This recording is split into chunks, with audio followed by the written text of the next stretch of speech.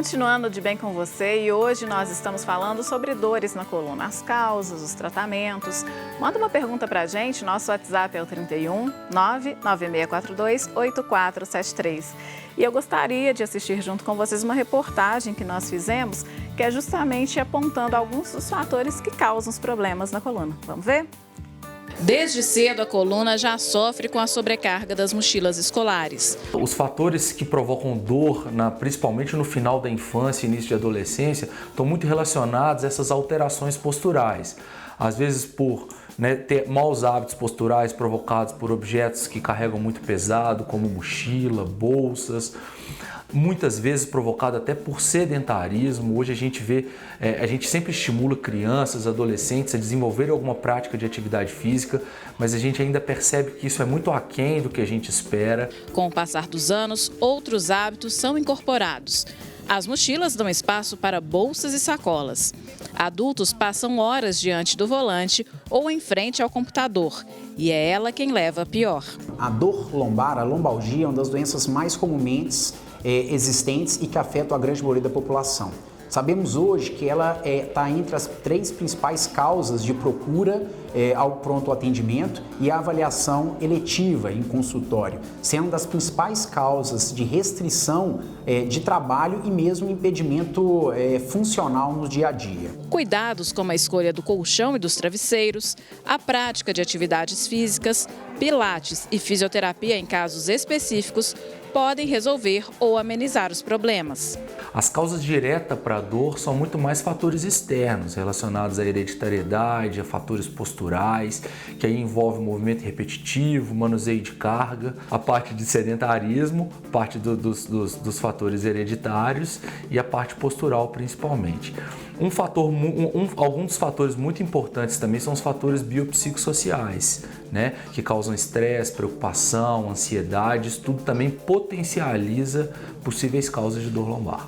Sempre é fundamental a avaliação com o médico especializado e, logicamente, o médico, uma vez que entenda o que está acontecendo, talvez precise lançar mão de exames complementares, radiografias, ressonâncias e aí uma equipe assistencial, uma equipe multidisciplinar acionada. Então, gente, nós vimos aí tantos fatores, O que vocês destacariam? A gente falou muito dessa questão do sedentarismo, a hereditariedade, mas vimos também essa questão até a escolha do colchão, do travesseiro. Isso desencadeia algum problema ou isso pode agravar algum problema? Os dois.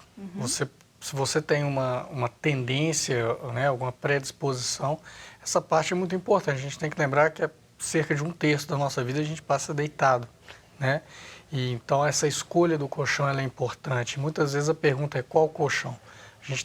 É importante ressaltar que o colchão ele tem uma tabela e essa tabela deve ser respeitada. O que é essa tabela? Ela diz respeito ao seu peso, E o colchão tem uma validade também, não adianta você trocar o colchão de virar, de ponta cabeça, de baixo para cima. Deu a validade, aquilo ali ele tem que ser trocado, ou você começa a se expor. O mesmo vale para o travesseiro. O mesmo vale para o travesseiro. O importante é a sua coluna na posição, quando a gente vai dormir, que a nossa coluna fique reta. Então, a gente costuma dizer que a pessoa deveria ter 2 travesseiros na cama, um pouquinho mais largo e um mais fino. E a gente dorme ou de lado, que a gente chama de decúbito lateral, ou de barriga para cima, decúbito dorsal. Então, quando você está de lado, esse espaço a ser preenchido entre a cabeça e o colchão é o travesseiro um pouquinho mais largo e o mais fino entre os joelhos, para a sua coluna não ficar em rotação a noite inteira e você não acordar com aquela dor, aquela sensação de peso, aquele mal-estar.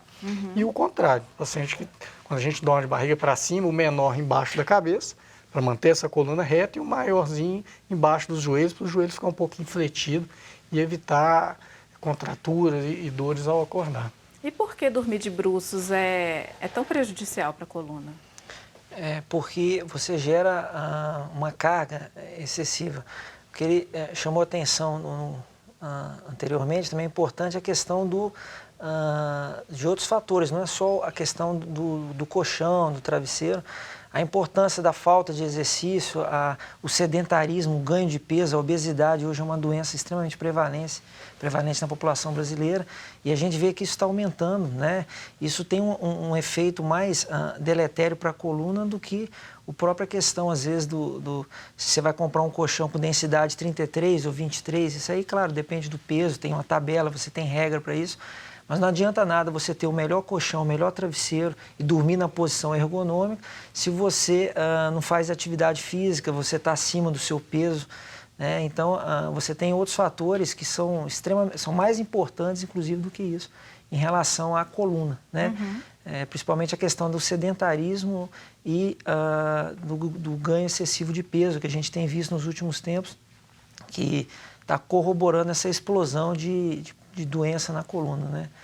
Quando a gente fala de rotação na coluna, eu fiquei curiosa, que se deve colocar o travesseirinho entre as pernas, por exemplo. Qual parte é mais prejudicada ou é ela num todo? Se vocês quiserem fazer demonstrações, podem ficar à vontade, inclusive.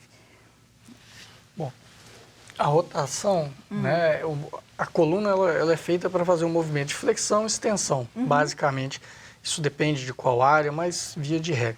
A rotação é o pior movimento, porque ela leva uma sobrecarga do disco. Então, quando a gente está deitado de lado, que não tem esse travesseiro, a tendência é a pelve, essa região aqui, ó, do quadro da pelve, causar esse tipo de movimento, ou seja, uma rotação da pelve e, com isso, essa sobrecarga na coluna ao longo da noite. Isso não só vai levar à dor da musculatura, como também acelerar, como eu falei, esse processo degenerativo. Então, a coluna ela tem que estar alinhada e a pelve e as pernas é muito importante, porque o peso da bacia faz esse movimento de rotação se não tiver um apoio. Por isso que a gente muitas vezes fala, dormir com o travesseiro entre as pernas, as pessoas realmente quando começam a fazer isso, e não é fácil essa mudança, relatam uma melhora, pelo menos quando acordam, um bem-estar que antes não tinha. Quer fazer algum complemento, doutor? Tá ok? Não, tá ok. Tá ok.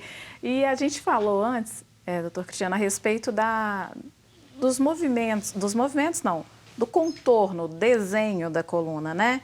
E era até uma dúvida que eu tinha a respeito de lordose, cifose. Lordose, cifose, exatamente.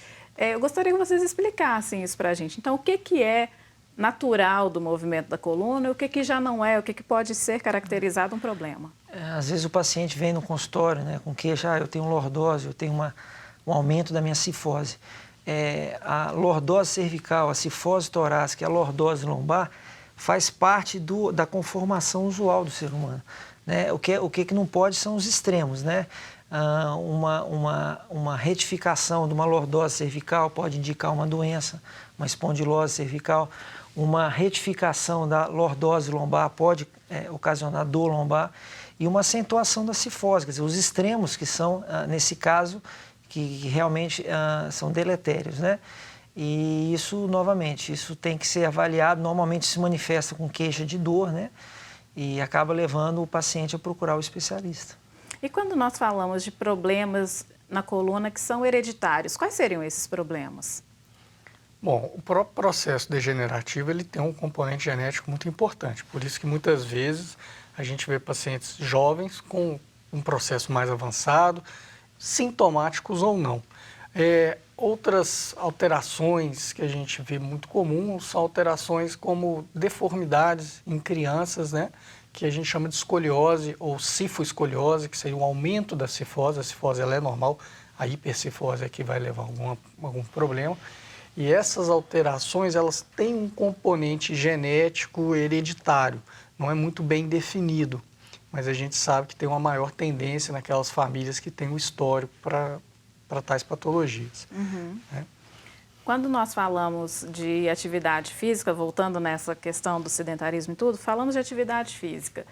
O impacto pode ser um problema para a coluna, né? E considerando que nem todas as pessoas buscam um médico, vão fazer uma caminhada achando que estão fazendo bem, apenas escolhendo um tênis adequado.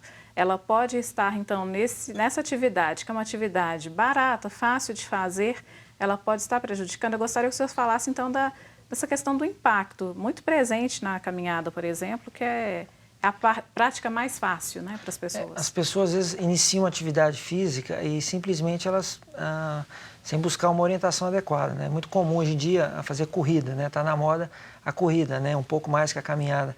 A pessoa sai simplesmente correndo, ela não foi orientada à questão do alongamento e ela de repente começa a ter uma sobrecarga na coluna que ela não tinha, ela não está preparada para aquilo, né? Não quer dizer que a pessoa não possa fazer, mas ela tem que ser preparada para ela ter condição de fazer. É muito comum, a pessoa entra na academia, às vezes não faz uma avaliação adequada, já começa a fazer musculação. Alguns, hoje em dia, academias oferecem serviço tipo crossfit, né?